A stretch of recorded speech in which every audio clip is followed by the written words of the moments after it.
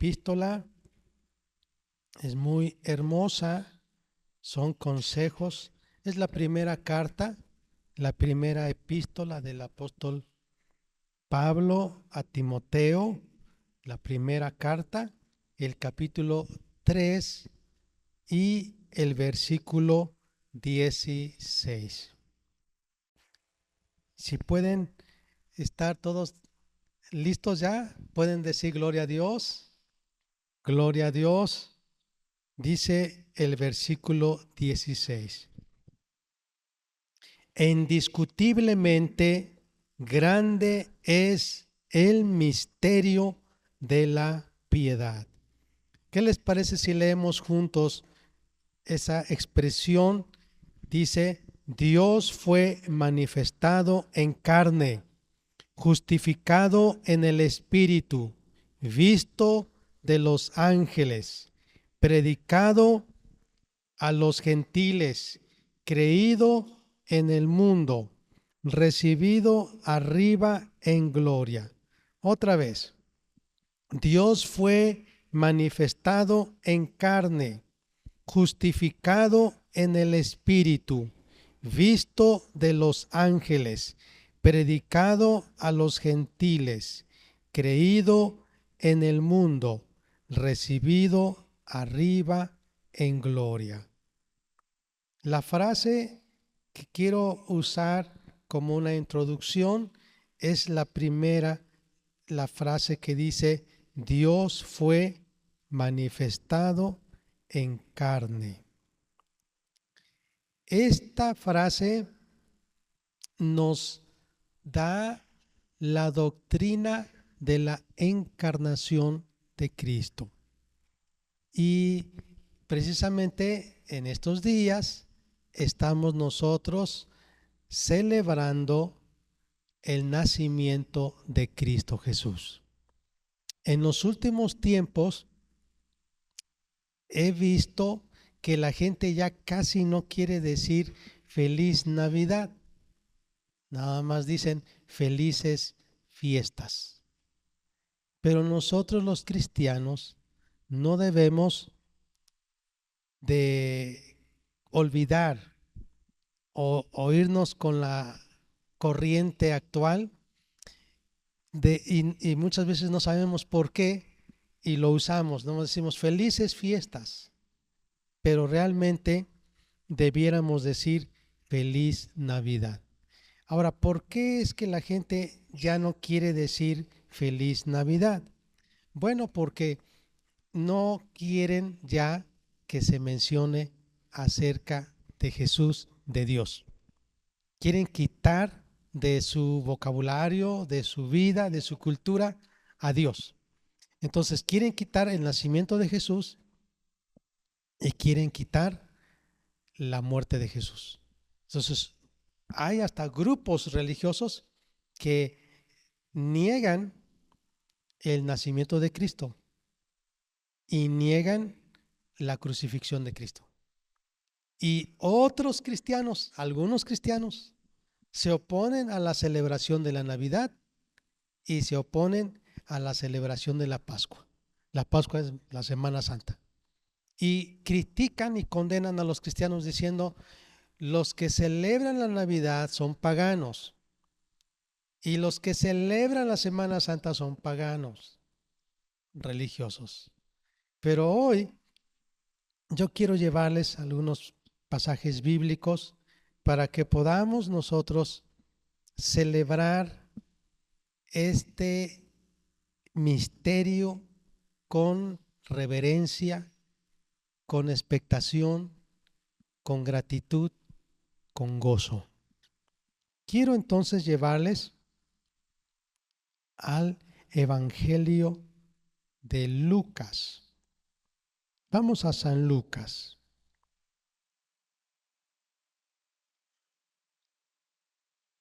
Capítulo 1, versículo 26.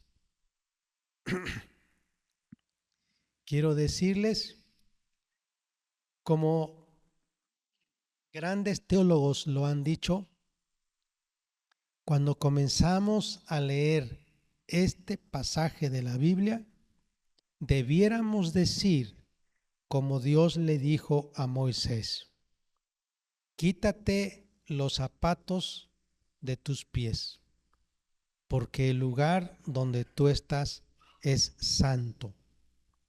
Y justo vamos a dar lectura a este pasaje y quisiéramos que todos nos descubriéramos nuestro corazón y que todos con reverencia pudiéramos meditar en este pasaje, porque estamos entrando en la explicación del misterio de la piedad. Dice así: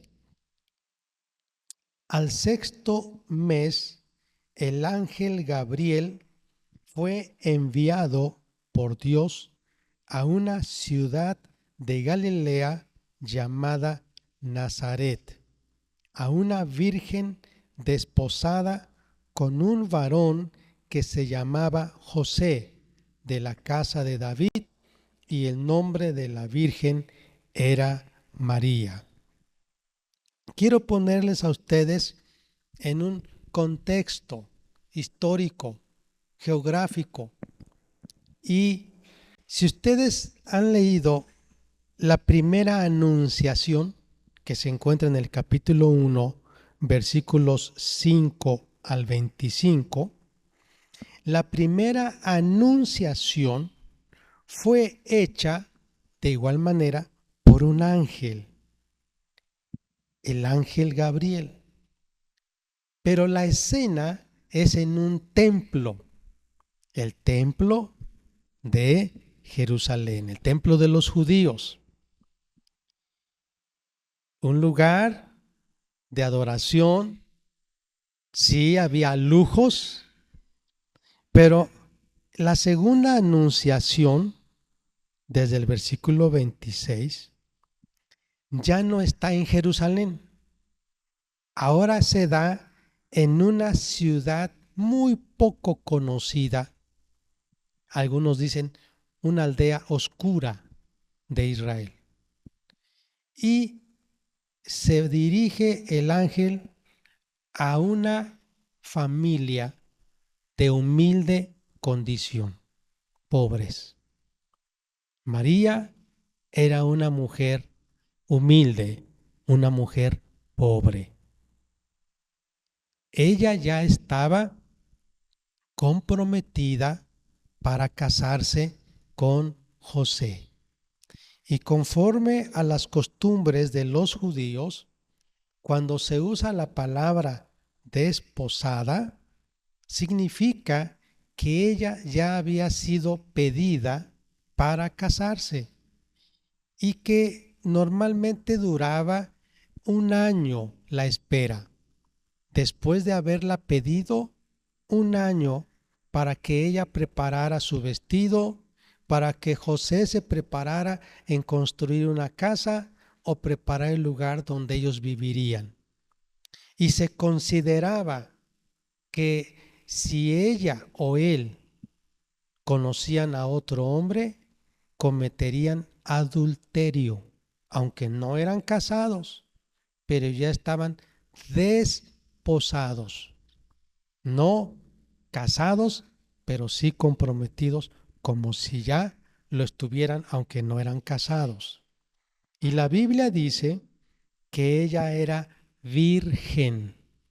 Es increíble, bueno, más bien es admirable, porque hoy en día llegar al matrimonio vírgenes, tanto los hombres como las mujeres, no es común. Yo creo que solamente los que tienen valores judeocristianos, porque tienen relaciones sexuales los hombres, las mujeres, antes de casarse. Y este es un ejemplo, dice, una virgen, o sea, no era casada, no había tenido relaciones sexuales y estaba desposada con un varón que se llamaba José, de la casa de David, y el nombre de la Virgen era María. Ahora, yo quiero decir, más adelante quiero leer, dice el versículo 28, y entrando el ángel en donde ella estaba, dijo, salve, muy favorecida. La expresión salve se traduce como decir, yo te saludo, como alguien que llega y le dice, muy buenos días. Antes así se acostumbraba. Salve significa yo te saludo. Y le dice muy favorecida. Hay una versión que dice que ella dice llena de gracia. Vamos a ver más adelante cómo sigue diciendo. Dice, el Señor es contigo. Bendita tú entre las mujeres. Salve, muy favorecida. El Señor es contigo. Bendita tú entre las mujeres. En las versiones originales no se encuentra la expresión llena eres de gracia. Esa expresión llena eres de gracia lo ha agregado la Iglesia Católica Apostólica Romana para justificar o construir lo que se llama la doctrina de la Mariología y para continuar entonces con la Mariolatría. ¿Qué significa salve muy favorecida? Lo que le está diciendo el ángel a María es, tú eres una mujer muy dichosa. Dios ha tenido a bien mirarte con gracia para que tú llegues a ser el recipiente de una cosa increíble. Tú llegarás a ser la madre del Hijo de Dios. Mira, vamos a seguir leyendo, dice. Ella cuando se le vio, se turbó por sus palabras y pensaba qué salutación sería esta. ¿Qué saludo? El ángel le dijo entonces, María, no temas porque has hallado gracia delante de Dios. María llegó a ser el recipiente más hermoso, más grande del favor divino. Cuando usted escucha que dice, María, llena eres de gracia, el Señor es contigo, escuche bien. Los que entendemos conforme a la Biblia, vamos a decir, llena eres de gracia, es decir, tú eres el recipiente de toda la gracia que Dios ha mostrado para escogerte a ti entre todas las mujeres del mundo y de los judíos, el que tú llegues a ser la madre del unigénito Hijo de Dios. Por eso estás llena de gracia, es decir, Dios en su gracia te escogió a ti. Pero lo que otros entienden es, María, llena eres de gracia, lo que se entiende en la teología dogmática católica, apostólica romana, es, María, tú eres la fuente de todas las gracias salvadoras en el mundo. Y eso no es cierto. Leo otra vez, dice el versículo 30. María, no temas, porque has hallado gracia delante de Dios. Halló gracia. ¿Y cómo es que halló gracia? Pues fue elegida para ser la madre del unigénito Hijo de Dios. Este acto la hizo y la ha hecho la mujer más bendecida entre todas las mujeres de la tierra, porque llegó a ser la madre del Hijo de Dios. Dice el versículo 31, y ahora concebirás en tu vientre y darás a luz un hijo y llamarás su nombre Jesús. Y reinarás sobre la casa de Jacob para siempre, y su reino no tendrá fin. Entonces María dijo al ángel: ¿cómo será esto? Pues no conozco varón. María no está dudando de la elección que Dios hizo de ella para ser la madre del unigénito Hijo de Dios. Más bien ella no entiende, dice: sí, Señor, pero yo no conozco varón, entonces ¿cómo será esto? ¿Cómo es que yo voy a concebir si yo no conozco varón? Dice el versículo 35, el ángel le explica cómo será. Respondiendo el ángel le dijo: el Espíritu Santo vendrá sobre ti, y el poder del Altísimo te cubrirá con su sombra, por lo cual también el santo ser que nacerá será llamado Hijo de Dios. Esto es increíble porque la Biblia dice que así como la luz, la gloria, una nube de gloria, de luz, descendía sobre el tabernáculo y cubría el lugar santo, el lugar santísimo, así la Biblia dice que el Espíritu Santo vendría sobre María y la cubriría de luz, de tal manera que en ese momento ella estaría concibiendo a un bebé sin la participación de un varón. Entonces, ¿por qué dice la Biblia que sería santo? La palabra santo significa apartado, pero en este contexto lo que está diciendo es un ser sin pecado, un ser que no participaría de la naturaleza caída o de la naturaleza pecaminosa de todo ser humano.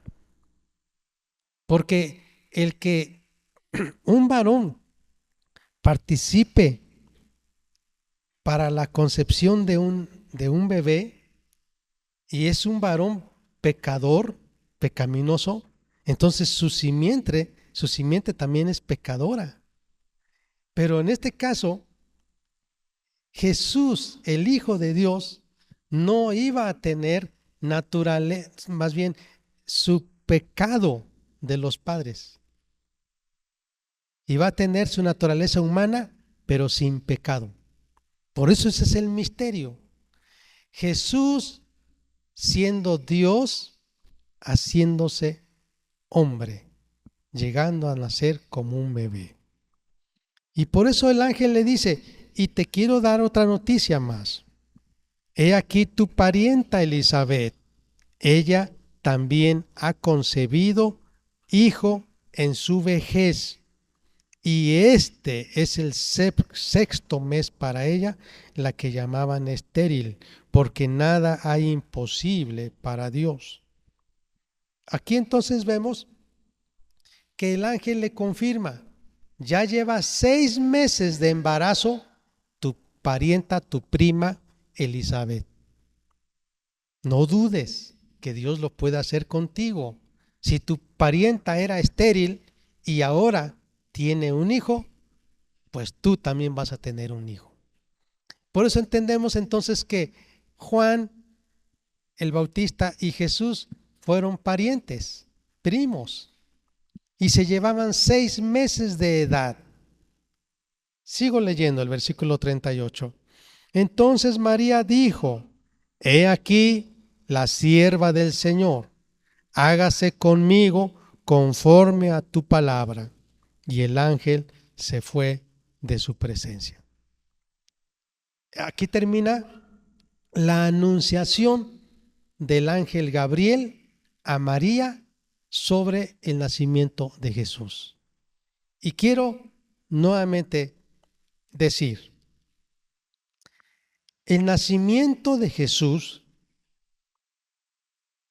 a través de la Virgen María se conoce como la doctrina de el nacimiento virginal de Cristo. Es un concepto difícil de entender o de armonizar con lo que ocurre en los procesos biológicos del nacimiento de un ser humano.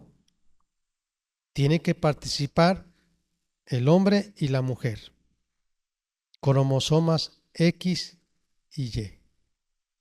Pero en el caso de Jesús, el Espíritu Santo engendrando y María también participando. Por eso es que nosotros decimos que Jesús fue engendrado, no creado. Eso es una doctrina muy importante. Él no tuvo principio al nacer aquí. Él ya existía, solo se hizo carne. Fue engendrado, depositado en el vientre de María, pero no creado.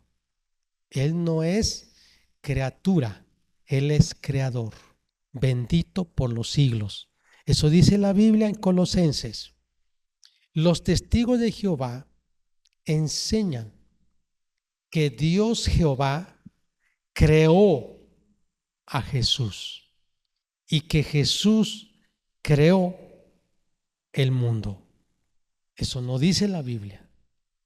La Biblia dice que Jesús no fue creado, no dice así, fue engendrado. Eso es diferente. Hizo que Jesús, siendo Dios, naciera de la Virgen María. Entonces, alabamos a Dios por eso, ¿verdad, hermanos? Hablamos entonces de la encarnación de Cristo. Eso es un concepto teológico. Nacimiento virginal de Cristo es un concepto teológico. Y quiero parar un poquito a explicar.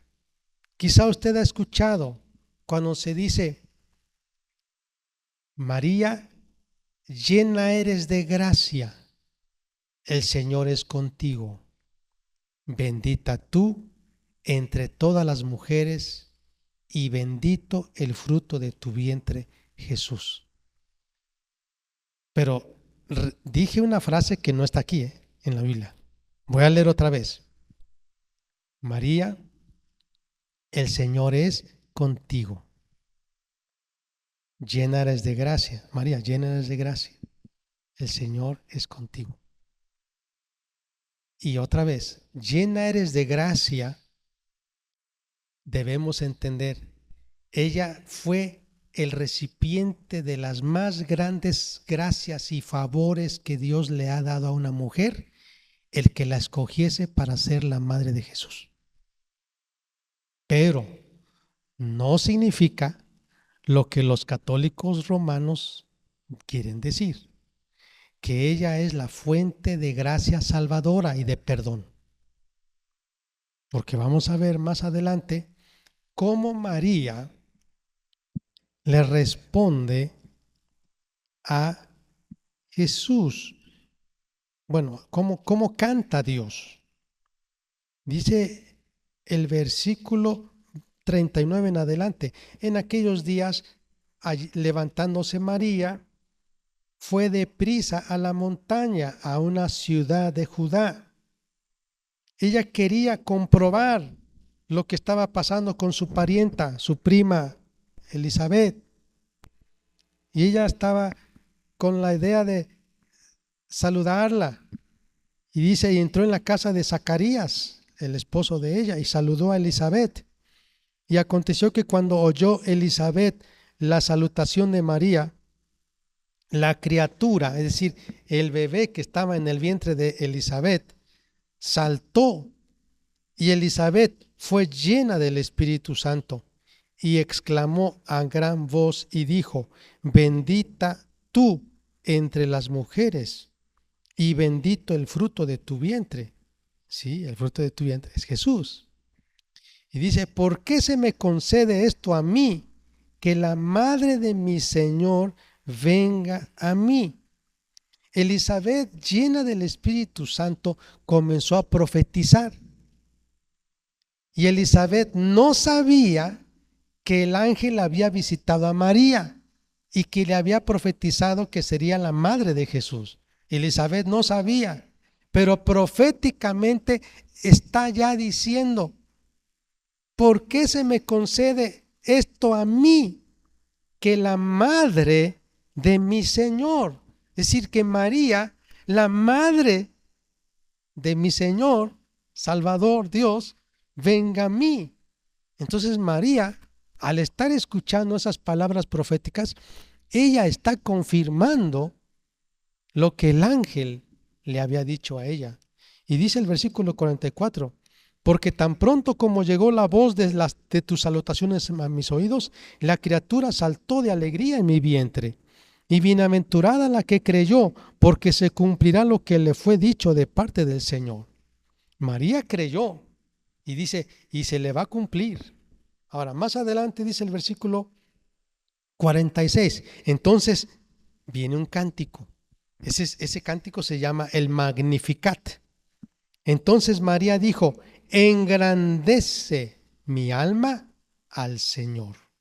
La palabra engrandece en el latín es magnificate o magnificati. Magnificar es hacer magno, hacer grande. Y engrandece es lo mismo, es sinónimo. Por eso se conoce este cántico como el Magnificat, el engrandece. ¿Y cómo entonces María comienza a alabar a Dios? Y dice el versículo 47: y mi espíritu se regocija en Dios mi Salvador. Aquí hay algo muy importante. María está reconociendo que como ser humano merece que el castigo, que ella es pecadora y que necesita un Salvador. Esto es muy importante. Es más, un teólogo de la Edad Media, justo en esos tiempos de la Reforma Protestante, cuando estaba leyendo, dijo: aquí estoy leyendo que María también reconoció que necesitaba un Salvador. Entonces, ella está diciendo: mi espíritu se regocija en Dios, mi Salvador, porque ha mirado la bajeza de su sierva. Pues he aquí desde ahora me dirán: bienaventurada todas las naciones. Hasta hoy la recordamos a María, una virgen humilde, una virgen noble, una virgen temerosa de Dios, que llegó a ser la madre del unigénito Hijo de Dios. Dice el versículo 49: porque me ha hecho grandes cosas el Todopoderoso, santo es su nombre, y su misericordia es de generación en generación a los que le temen. Hizo proezas con su brazo, esparció a los soberbios en el pensamiento de sus corazones. Quitó de los tronos a los poderosos y exaltó a los humildes. A los hambrientos colmó de bienes y a los ricos envió vacíos. Socorrió a Israel su siervo, acordándose de la misericordia, de la cual habló a nuestros padres para con Abraham y su descendencia para siempre. Bueno, es un pasaje muy hermoso. Entonces,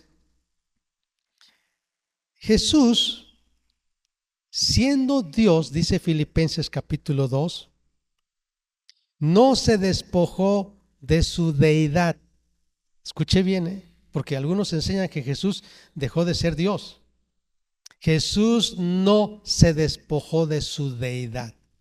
Dice, dejó su gloria, dejó su trono, dejó de ser adorado, dejó la riqueza y la gloria allá en el cielo. Pero vino Dios hecho hombre. Por eso es que Jesús tiene dos naturalezas. Es Dios 100% y hombre 100%. Eso es un milagro, eso es un misterio.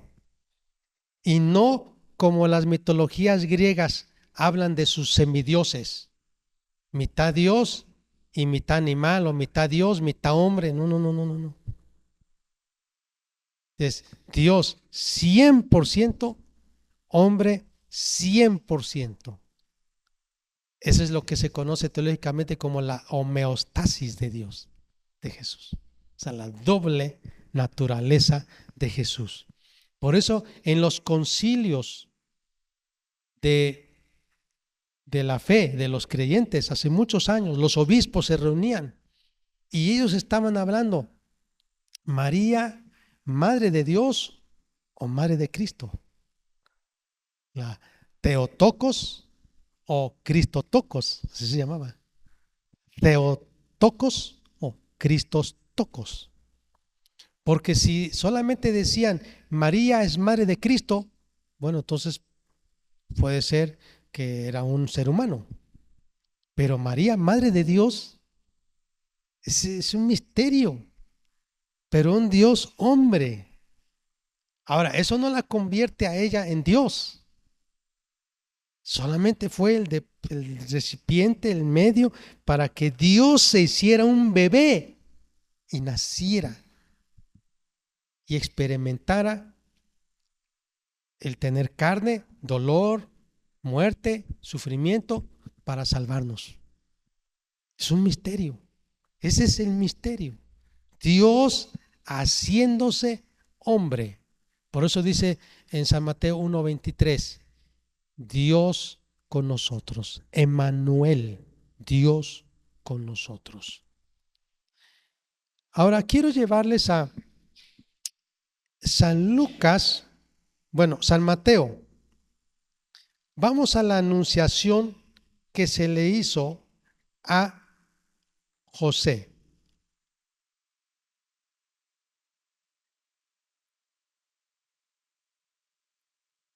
Versículo 18. El nacimiento de Jesucristo fue así. Estando desposada María, su madre, con José, antes que se juntasen, se halló que había concebido del Espíritu Santo. Aquí está, concibió del Espíritu Santo, no de José. José, su marido, como era justo y no quería infamarla, quiso dejarla secretamente. Llegó a oídos de José que María estaba embarazada. Yo no sé, piense usted, imagínese que José se estuviera preparando para casarse con María, tiene muchas ilusiones, de repente él escucha que está embarazada. Es un golpe muy fuerte para él. Pero él, como era un hombre temeroso de Dios y no le gustaba crear problemas, y como amaba a María, él pensó, yo no quiero problemas. Simplemente la voy a dejar. Ya no me voy a casar con ella. Y cuando estaba resuelto, dice la Biblia, porque él había dicho, la voy a dejar secretamente. Pensando él en esto, he aquí un ángel del Señor le apareció en sueños y le dijo, José, hijo de David, no temas recibir a María, tu mujer, porque lo que en ella es engendrado del Espíritu Santo es. Es otro anuncio para José, es increíble. ¿Cómo es que ella está embarazada, pero no por hombre? El Espíritu Santo vino sobre ella y ya concibió y está embarazada del Espíritu Santo. Es increíble eso. Y dice, y dará a luz un hijo y llamará su nombre Jesús, porque él salvará a su pueblo de sus pecados. La palabra Jesús es Yeshua y es lo mismo de Joshua, Yeshua. Es lo mismo, que significa Dios salva, Salvador. Yeshua, Joshua, lo mismo. Y la palabra Josué, habla de un personaje que fue siervo de Moisés y que después de la muerte de Moisés, él llevó al pueblo de Israel a la tierra prometida. Y ahora Yeshua va a llevar a su pueblo a la redención, a la libertad. Pero más adelante todavía hasta le dice, todo esto aconteció para que se cumpliese lo dicho por el Señor, por medio del profeta cuando dijo, he aquí una virgen concebirá y dará a luz un hijo y llamará su nombre Emmanuel, que traducido es Dios con nosotros. Eso le está diciendo. Salvará a su pueblo de sus pecados porque Él es Dios. Y despertando José del sueño, hizo como el ángel del Señor le había mandado y recibió a su mujer.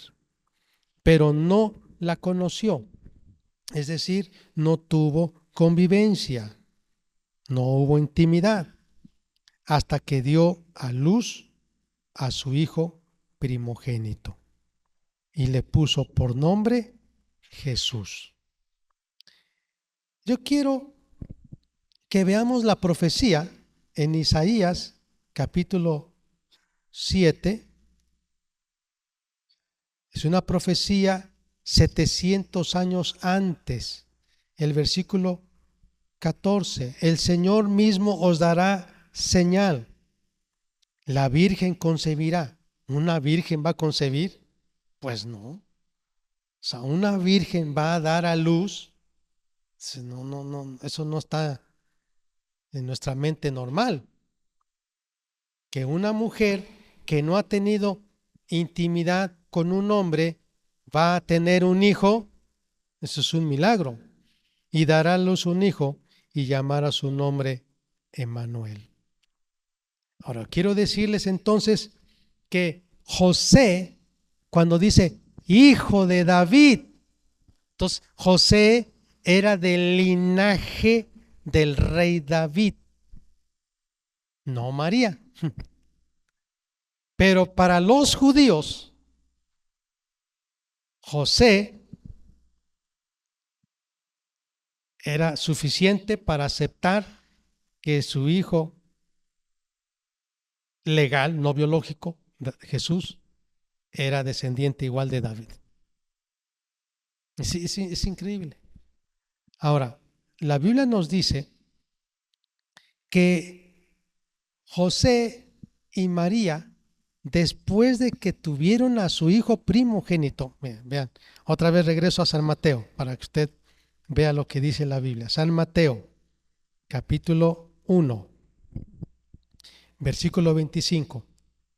Pero no la conoció hasta que dio a luz a su hijo primogénito. La palabra no la conoció, o la expresión no la conoció, está diciendo no tuvo relaciones sexuales. Eso es lo que quiere decir. Conocer habla de intimidad. Entonces dice, no tuvo intimidad hasta que dio a luz a su hijo Jesús. Entonces, cuando María dio a luz a Jesús, después de eso, entonces María y José tuvieron intimidad. Y entonces tuvieron hijos. Por eso dice María siempre virgen. Digo, estoy rompiendo esquemas y mire, si me escucha un mariólatra, esto es una ofensa terrible. Usted no se da quizá cuenta. Pero cuando se habla de María, uno debe tener mucho cuidado con un mariólatra. Yo escucho los rezos. Antier estuvo en un rezo. 3 veces, tres rezos. Ahí estuve. Pero yo digo, no todo está mal lo que están leyendo. El Padre Nuestro, algunas otras frases de la Biblia, no todo está mal. Pero de repente cuando comienzan a hablar de María, que es estrella de la mañana, eso no dice la Biblia. La Biblia dice que Cristo es la estrella de la mañana, no María. Reina de los apóstoles. ¿Dónde dice en la Biblia que ella es reina de los apóstoles? Reina de los patriarcas. ¿Dónde dice que es reina de los patriarcas? No dice. Torre de marfil. ¿Dónde dice en la Biblia que ella es torre de marfil? Y yo puedo seguir diciendo. Y hay otra expresión que como choca con la doctrina bíblica, que ascendió con cuerpo, escuche, con cuerpo y alma al cielo. ¿Dónde dice en la Biblia que María resucitó con cuerpo y alma? Con cuerpo y alma, con cuerpo, con cuerpo. No dice. Entonces, esto, hermanos, es una doctrina arraigada dentro de la Iglesia Católica Apostólica Romana. Podrá usted escuchar los cánticos, podrá usted escuchar las lecturas de la Biblia, pero cuando usted escucha acerca de María, no está en la Biblia. Y eso es lo que para un católico romano no puede dejar.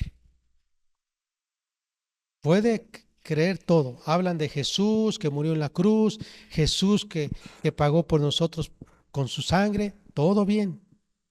Pero ponen a María, ruega por nosotros.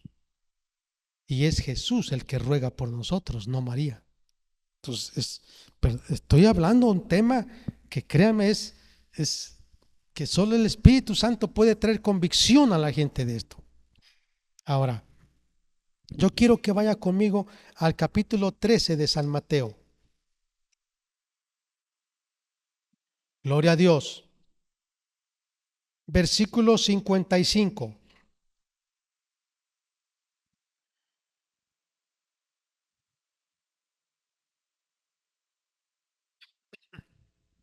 Están hablando de Jesús.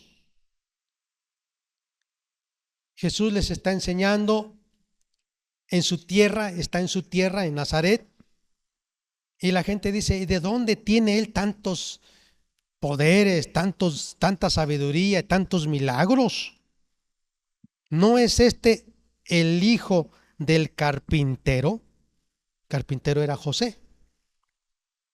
¿Y no se llama su madre María y sus hermanos Jacobo, José, Simón y Judas. Sus 4 hermanos, sus medio hermanos. Entonces habla que Jesús tuvo medios hermanos. La Biblia nos dice que José y María tuvieron hijos e hijas. Y aquí menciona los nombres Jacobo, José, Simón y Judas como los hijos de José y de María. Yo he hablado con catequistas, con religiosos, diáconos, seminaristas. ¿Y sabe qué me dicen? Ah, no, dice, no lea así, dice, no lo lea. Es que son parientes, pero cuando dice parientes, pueden ser que eran sus primos, sus sobrinos, pero no, hermanos biológicos, no. Y usan el ejemplo de Abraham, cuando dice que le dice al rey, tú vas a decir que eres mi hermana, porque no quiere que se sepa que Abraham es marido de Sara. Tú estás muy hermosa y me vayan a matar con tal de tenerte a ti. Entonces tú vas a decir que eres mi hermana. Y esa expresión hermana lo usan los seminaristas católicos, los sacerdotes católicos, para explicar esto. Y entonces ellos dicen, así como Abraham dijo que su esposa era su hermana, y bueno, ya hemos leído que la Biblia dice que sí era su hermana, sí era su hermana, pero no su hermana de sangre, de padre y madre. Pero entonces aquí cuando dice, y no están sus hermanos, cuando dice hermanos, probablemente eran sus primos, a lo mejor eran sus tíos, a lo mejor eran sus sobrinos. No, así no se lee aquí. Aquí dice, ¿no están todos sus hermanos con nosotros? ¿Está su padre? ¿No es hijo del carpintero José? ¿Su madre María? ¿Y no están sus hermanos? Entonces, en este contexto, no está hablando de parientes y primos y cuñados y tíos, sobrinos. Está hablando de hermanos. Y también dice hermanas. Ahora vamos a ver San Juan. San Juan, capítulo 7.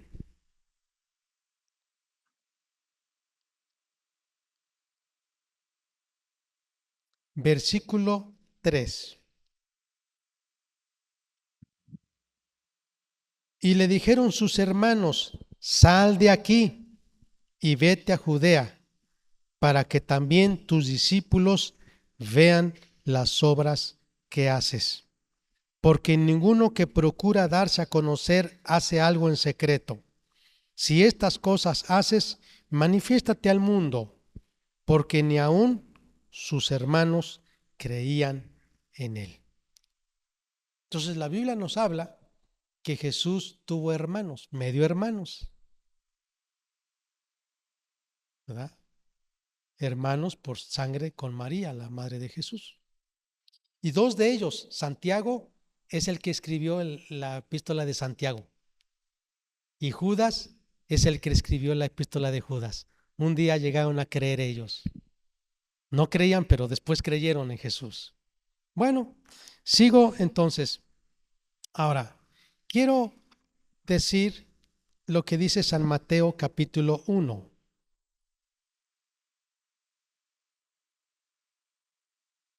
El versículo 1 al 17 es la lista de antepasados de Jesús,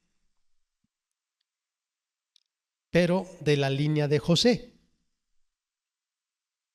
Dice, libro de la genealogía de Jesucristo, hijo de David, hijo de Abraham. Mateo va a hacer una lista y la cabeza de toda la nación de Israel es Abraham. Entonces es desde Abraham. Abraham engendró a Isaac, Isaac a Jacob, Jacob a Judá y a sus hermanos, Judá a Tamar a Fares y a Zara, Fares a Esrom, Esrom a Aram, Aram a Aminadab, Aminadab a Nasón, Nasón a Salmón, Salmón a Rahab, a Boz, de Rahab a Boz, Boz de Ruth a Obed, Obed a Isaí, Isaí al rey David, el rey David a Salomón, de la mujer de Urías. Ahí habla de Betsabé. Salomón a Roboam, Roboam a Abías, Abías a Asa, Asa a Josafat, Josafat a Joram, Joram a Usías, Usías a Jotam, Jotam a Acaz, Acaz a Ezequías, Ezequías a Manasés, Manasés a Amón, Amón a Josías, Josías a Jeconías y a sus hermanos. Después de la deportación, Jeconías a Salatiel, Salatiel a Zorobabel, Zorobabel a Abiud, Abiud a Eliakim, Eliakim a Azor, Azor a Sadoc, Sadoc a Akim, Akim a Eliud, Eliud a Eleazar, Eleazar a Matán, Matán a Jacob, Jacob a José, marido de María, de la cual nació Jesús, llamado el Cristo. Entonces, la genealogía de Mateo, la lista de antepasados, va desde José hasta Abraham, para declararle a los judíos, porque Mateo escribió a los judíos, que Jesús era del linaje real, porque José fue esposo de María. Legalmente era el padre de Jesús. Ahora, yo quiero que veamos San Lucas, es otra genealogía.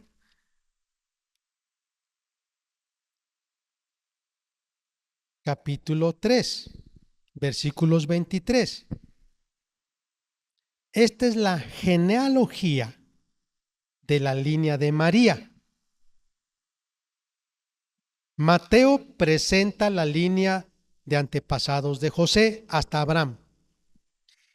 Y Lucas presenta la lista de antepasados de María hasta Adán.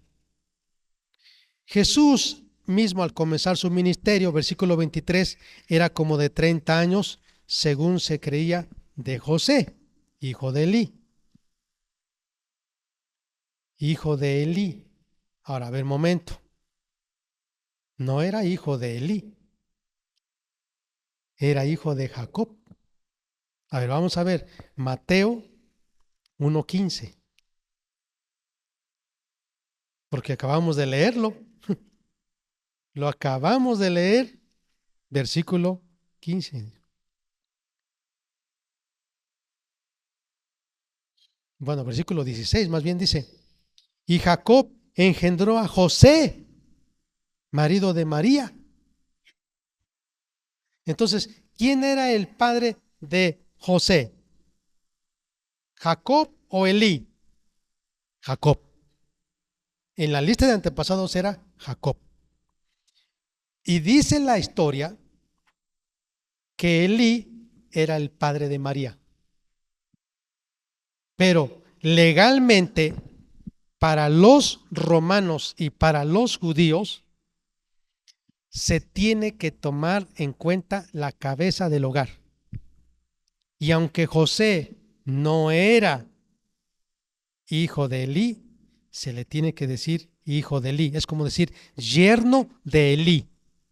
Y a partir de José va, que sería María. Pero no se puede mencionar el nombre de una mujer. Por eso no dice Jacob o mujer, mujer, mujer. No, dice hombre, hombre, Abraham, Jacob, Isaac, ¿sí, no? Entonces, en este caso, no pueden mencionar nombre de mujer. Por eso, en lugar de mencionar el nombre de María, mencionan el nombre de José. Pero José aquí es el yerno de Elí, padre de María. Otra vez, repito. José, hijo de Elí, no es hijo de Elí. Estamos en Lucas capítulo 3, 23. Es hijo de Jacob. Es yerno de Elí. Pero se toma el nombre de José y dice hijo de Matat, Elí es hijo de Matat, hijo de Leví, hijo de Melquí, hijo de Jana, hijo de José, hijo de Matatías, hijo de Amós, hijo de Nahum, hijo de Esli, hijo de Nagai, hijo de Maat, hijo de Matatías, hijo de Semeí, hijo de José, hijo de Judá, hijo de Joana, hijo de Reza, hijo de Zorobabel, hijo de Salatiel, hijo de Neri, hijo de Melqui, hijo de Adi, hijo de Cosam, hijo del Modam, hijo de Er, hijo de Josué, hijo de Eliezer, hijo de Jorim, hijo de Matat, hijo de Leví, hijo de Simeón, hijo de Judá, hijo de José, hijo de Jonán, hijo de Eliakim, hijo de Melea, hijo de Mainán, hijo de Matata, hijo de Natán, hijo de David, hijo de Isaí, hijo de Obed, hijo de Boz, hijo de Salmón, hijo de Nazón, hijo de Aminadab, hijo de Aram, hijo de Esrom, hijo de Fares, hijo de Judá, hijo de Jacob, hijo de Isaac, hijo de Abraham, hijo de Taré, hijo de Nacor, hijo de Seruc, hijo de Ragau, hijo de Pelec, hijo de Eber, hijo de Sala, hijo de Cainán, hijo de Alfaxat, hijo de Sem, hijo de Noé, hijo de Lamec, hijo de Matusalén, hijo de Enoc, hijo de Jared, hijo de Mahalaleel, hijo de Cainán, hijo de Enos, hijo de Set, hijo de Adán, hijo de Dios. Es increíble, es asombroso cómo es que entonces la genealogía de María parte desde María, José, hasta Adán, para explicar entonces que la redención está no solo para los judíos, sino para toda la humanidad. Jesús es descendiente de Abraham. Es lo que está explicando. No solo es descendiente de Abraham, sino es descendiente de Adán. Qué hermoso. Entonces, ya vimos que Jesús es Dios hecho hombre, se encarnó, a través de la Virgen María nació, el nacimiento virginal de Cristo, es Dios y es hombre, Dios Emmanuel con nosotros, es Emmanuel, Dios con nosotros. Hasta ahí es lo que entendemos nosotros según la Biblia. Y por eso dice, grande es el misterio de la piedad. Dios fue hecho carne. Ahora escúcheme, hay algunos grupos como los mesiánicos. Ellos no creen así. Ellos dicen que Jesús no es Dios. Es el Cristo, es el Mesías, Yeshua, el Mesías, pero no es Jesús Dios. Y son mesiánicos. Usted los va a cantar, escuchar cantando, danzando, alabando a Dios, pero son mesiánicos, no creen que Jesús es Dios. Esto es terrible porque aquí hay grupos, aquí nos están, de esos grupos.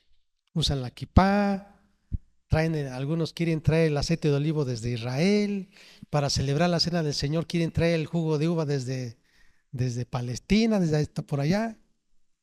Quieren hacer las bodas judías, le quieren poner nombres a sus hijos, nombres hebreos, y Baruch Alejem, ¿no? La paz del Señor sea contigo, lo dicen en hebreo, todos quieren judaizarse, y pues no se puede porque somos gentiles. Entonces, si usted se encuentra un judío mesiánico, usted pregúntele, ¿usted cree que Jesús es el Hijo de Dios? Sí, sí, sí, es el Hijo de Dios. ¿Pero usted cree que Jesús es Dios? No, Jesús no es Dios. Y nosotros creemos que Jesús es Dios. A ver, vea lo que dice en Romanos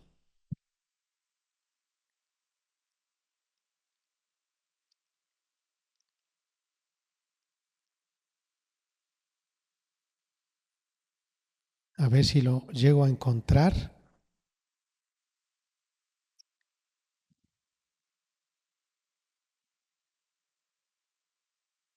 Dice,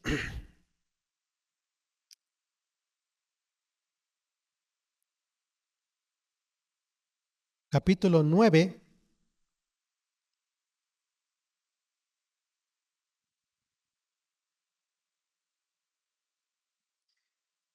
vamos a ver lo que dice. Verdad digo en Cristo, no miento, y mi conciencia me da testimonio en el Espíritu Santo, que tengo gran tristeza y continuo dolor en mi corazón.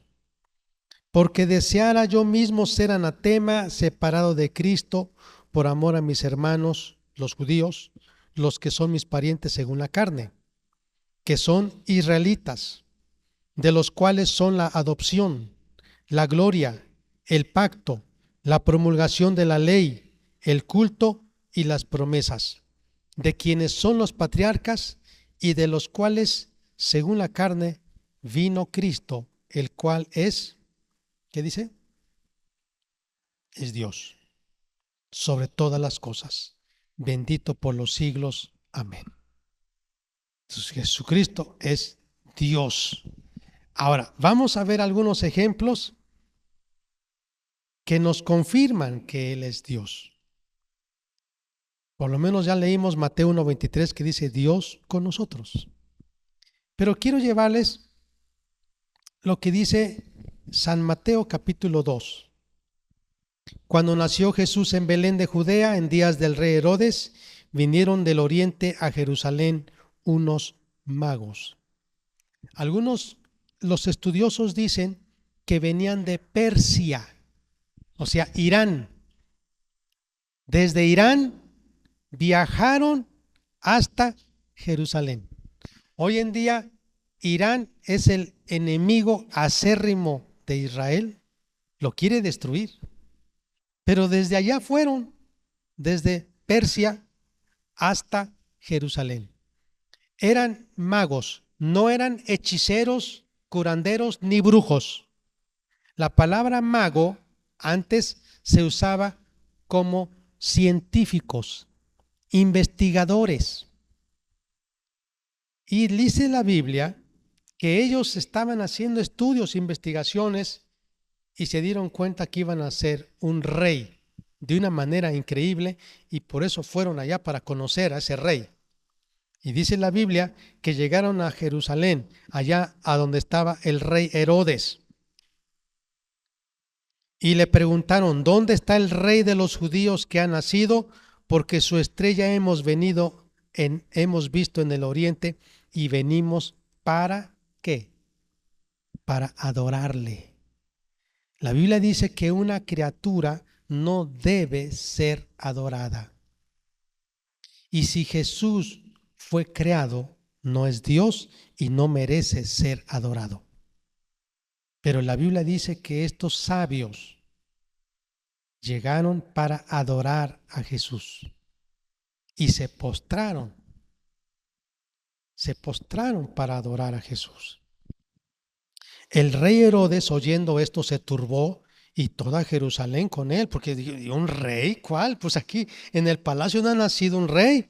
Y entonces, convocados a todos los principales sacerdotes y los escribas del pueblo, les preguntó el rey Herodes dónde había de nacer el Cristo.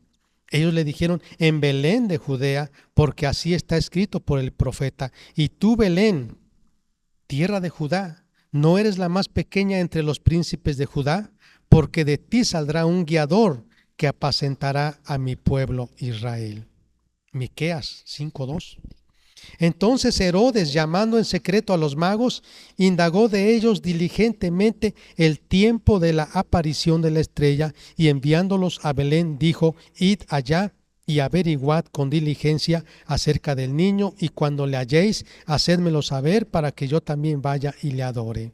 Ellos, habiendo oído al rey, se fueron, y aquí la estrella que habían visto en el oriente iba delante de ellos, hasta que llegando se detuvo sobre donde estaba el niño. Y al ver la estrella se regocijaron con muy grande gozo. Y al entrar en la casa vieron al niño con su madre María, y postrándose lo adoraron.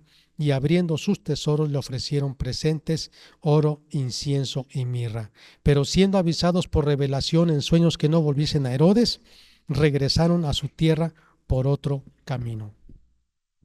La tradición dice que eran 3 reyes, pues no dice, la historia no dice que eran reyes,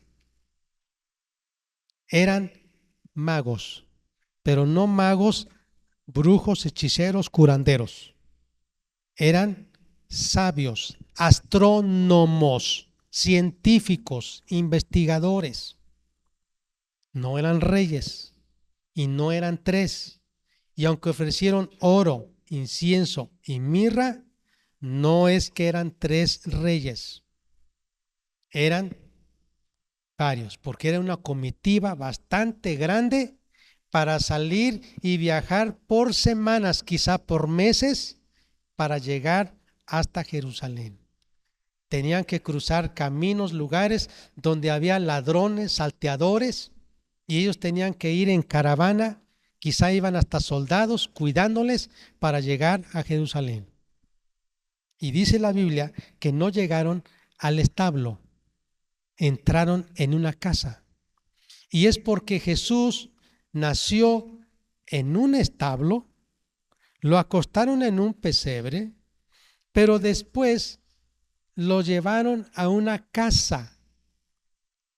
Y allá fue, en Belén, en una casa, donde se esperaron el tiempo propicio para que María pudiese entonces llevar a Jesús a ofrecer la ofrenda a los 40 días a Jerusalén. Pero estaban en una casa. Si usted ve postales donde están los magos y está el establo y está el burrito y el gallo y el burro, el calacabaca, eso no es cierto. Estaban en una casa, dice, y entrando en la casa, dice, le adoraron. Ahora es increíble, hermanos, cómo es que Dios usó a estos sabios, científicos, investigadores, astrónomos, desde Persia, Irán, para llegar hasta Belén y adorar a Jesús. Reyes no eran, pero eran científicos, astrónomos. La gente más culta de su tiempo adoró a Jesús. No creo que les hayan lavado el cerebro. Hicieron investigaciones y llegaron para adorar a Jesús. Le ofrecieron oro, que habla de su realeza como el rey. Le ofrecieron incienso, que habla de su función sacerdotal como un mediador, un intercesor. Y le ofrecieron mirra, como un profeta que iba a ser sacrificado en la cruz. Rey, sacerdote y profeta. Fue crucificado en la cruz. La mirra habla de sufrimientos. La mirra era una planta que se machacaba y ese olor era perfume, pero surgía de haber machacado esa hierba. Jesús fue machacado, torturado, crucificado para que nos diese vida. Entonces, ahora, la historia nos dice que el rey Herodes se enteró que los magos lo habían, los reyes magos, no dice reyes, los sabios del oriente, se habían ido. Ya no le dijeron al rey Herodes dónde estaba ese bebé. Y Herodes quiso matar a todos los niños y calculó de 2 años para abajo.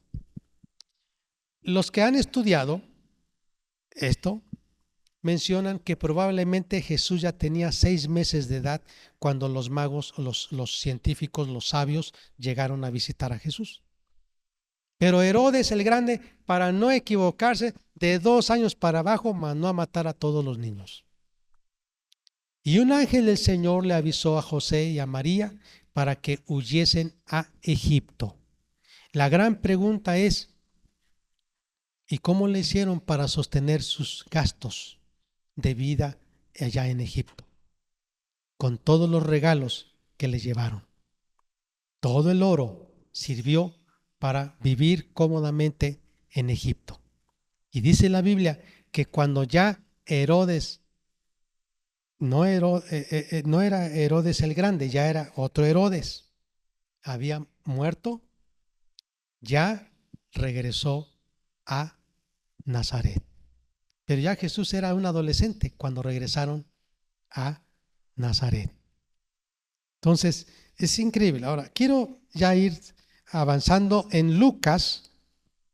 Vamos a San Lucas, dice la palabra de Dios, capítulo 2.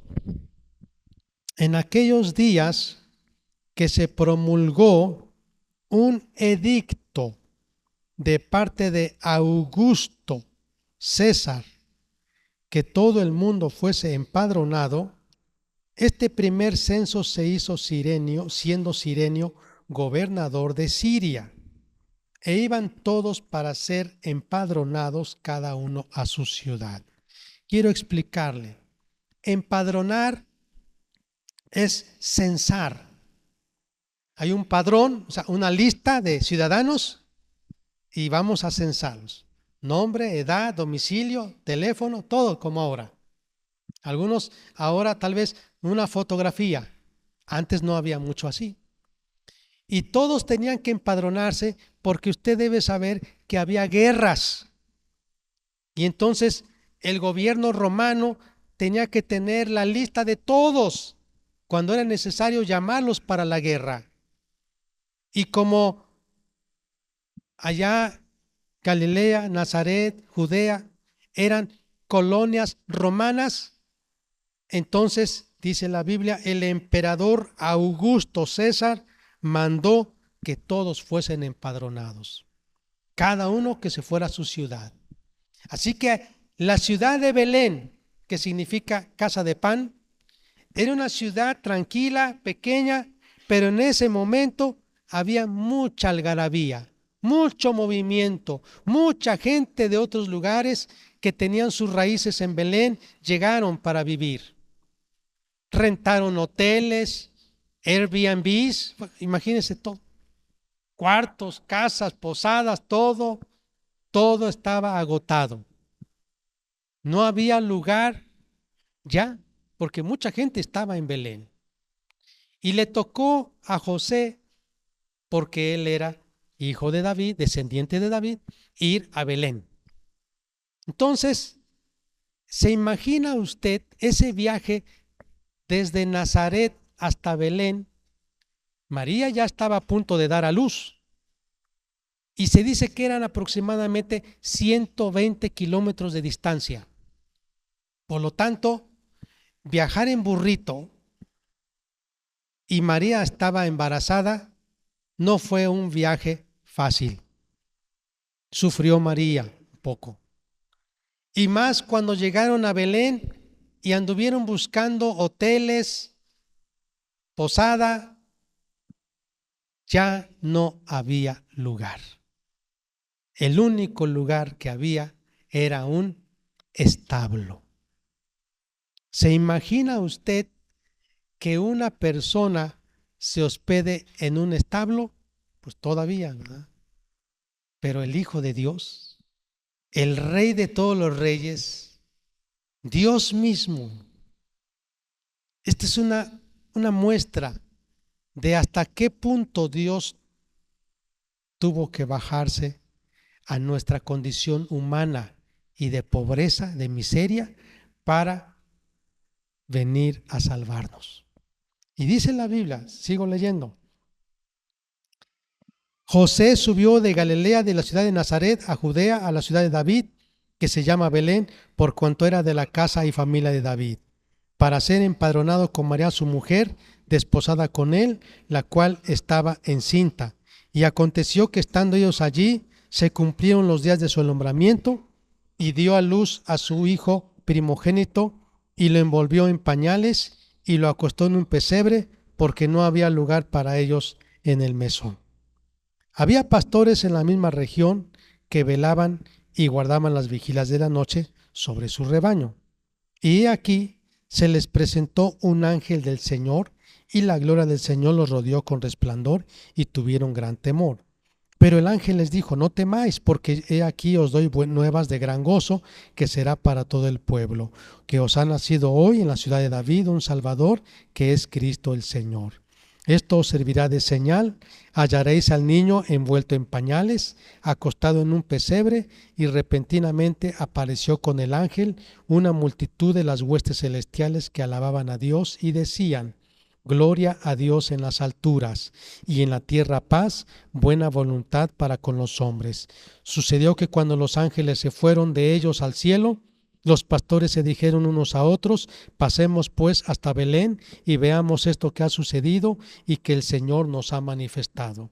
Vinieron pues apresuradamente y hallaron a María y a José y al niño acostado en el pesebre, y al verlo dieron a conocer lo que se les había dicho acerca del niño, y todos los que oyeron se maravillaron de lo que los pastores les decían. Pero María guardaba todas estas cosas, meditándolas en su corazón. Y volvieron los pastores glorificando y alabando a Dios por todas las cosas que habían oído y visto, como se les había dicho. El nacimiento de Jesús fue trascendental, que no podía pasar desapercibido, y Dios tuvo que anunciar su nacimiento. ¿Y a quién le anunció? A los pastorcitos que estaban en las montañas cuidando sus rebaños. Un ángel les saluda y les dice: hay un grande gozo, porque ha nacido hoy en la ciudad de David un Salvador. Todos los pastores se quedan atónitos. Ha nacido hoy en Belén, ese pueblito pequeño, un Salvador, que es Cristo el Señor. Los pastores se llenan de gozo, pero este ángel no está solo. Después lo acompañan muchos ángeles que cantan un cántico. Y los pastores entonces van a Belén. Y dice la Biblia, ellos sí entran allá al establo. Ellos sí entran al establo y hallan a un bebé que está acostado. ¿En dónde? ¿En una cama? ¿En una cuna? ¿Dónde está? Envuelto en pañales en un pesebre. ¿Y los pesebres dónde están? En los establos. Y encuentran al bebé Jesús en un pesebre. Y entonces lo adoran. Los humildes pastorcitos, la gente común y de baja condición quizá, llegan a adorar a Jesús. Qué hermoso. Quiero entonces que hoy le demos gracias a Dios, porque ese fue el milagro más grande, que Dios se haya hecho hombre. Y si Él resucitó, pues también su nacimiento fue sobrenatural. ¿Quiere acompañarme para adorar a Dios hoy? ¿Sí quiere? Póngase de pie. Algunos me han preguntado: pastor, ¿y exactamente el día, el año del nacimiento de Jesús se mencionará en la Biblia? Podemos inducir. Le voy a explicar. A ver si no está tan cansado. Voy a comentarle. Dice la Biblia: en aquellos días, siendo Cirenio gobernador de Siria. Y la historia secular universal dice que Cirenio llegó a ser gobernador en el año 6 antes de Cristo. No antes, antes de Cristo. 6 años antes del año 0, antes de Cristo. Fue gobernador. Y Augustus César murió en el año 4 antes de Cristo. Entonces, pastor, ¿de dónde sacaron que entonces estamos en el año 0 y que fue un religioso de Roma llamado Dionisio el Exiguo. Dionisio el Exiguo. En el siglo VI de nuestra era, que empezó a hacer sus cálculos y dijo, Jesús nació en el año 1 después de Cristo. Se equivocó. Ese es el error más grande. Y nuestro calendario gregoriano, que el Papa Gregorio lo instituyó, contiene errores. Por eso es que los historiadores dicen que Jesús pudo haber nacido en el año 5 o en el año 4 antes de Cristo. Todos los cristianos aceptamos el año 4 antes de Cristo. Y aceptamos que Jesús murió en el año 29 después de Cristo, porque él tendría 33 años y medio de edad y en la primavera del 29 después de Cristo fue crucificado. Eso dice la historia. Así que si nosotros estamos contando en el año 2024, agréguele otros 4 y estamos en el 2028. Si fuera así, como les estoy diciendo, que Cristo nació en el año 4 antes de Cristo.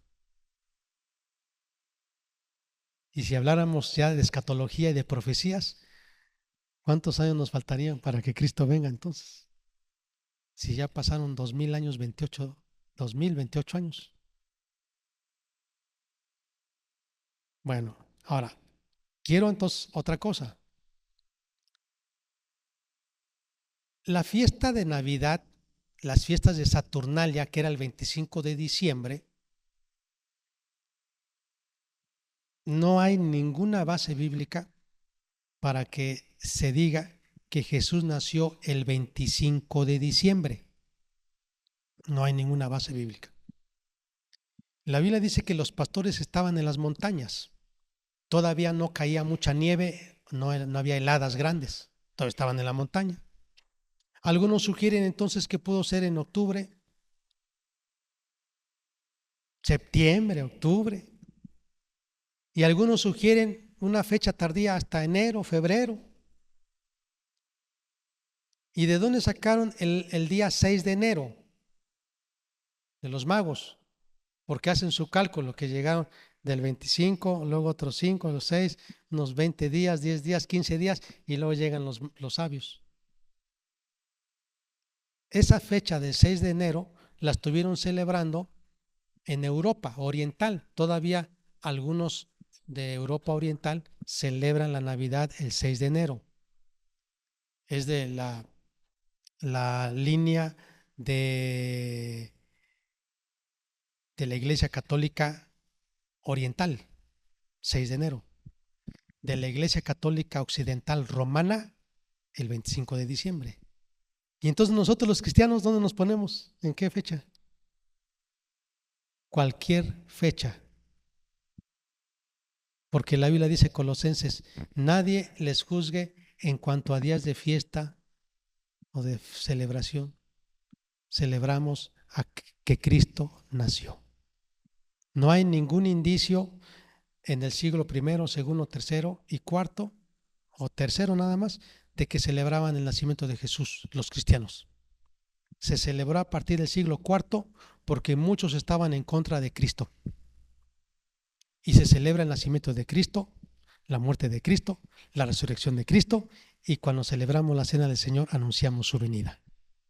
Por eso, para evitar discusiones vanas, divisiones, contiendas entre los cristianos, nosotros siempre hemos enseñado, no sabemos, eso es un misterio, el día y la hora cuando Cristo nació, y no sabemos el día y la hora cuando Él vendrá, pero proclamamos su nacimiento virginal, anunciamos su venida y estamos contentos, y nadie nos debe juzgar si celebramos la Navidad o no. Porque hay gente que dice, es que son paganos porque celebran la Navidad, y es que se inclinan a los árboles y las esferas. Y, mire, hay muchas discusiones con eso.